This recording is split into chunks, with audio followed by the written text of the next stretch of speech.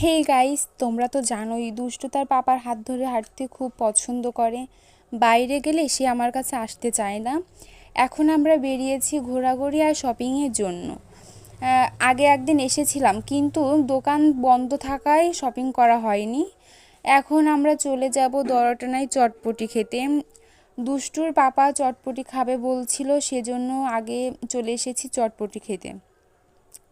চটপটি খেতে খেতে দেখছিলাম দোয়ারাটানা পার্ক আমাদের পেছনেই ছিল। অল্প অল্প বৃষ্টি পড়ছিল, সেজন্য দোয়ারাটানা পার্কটা ফাঁকা ছিল। হ্যাঁ, এখানকার চটপটি আমাদের খুব ভালো লাগে, সেজন্য চটপটি খেতে হলে আমরা এখানে চলে আসি। আর ফুচকা খেতে হলে চিত্রার মোড়ে চলে যাই।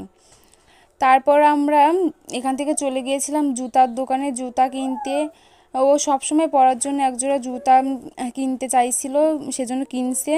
চশমার দোকানেও গিয়েছিলাম কিন্তু চশমা কেনা হয়।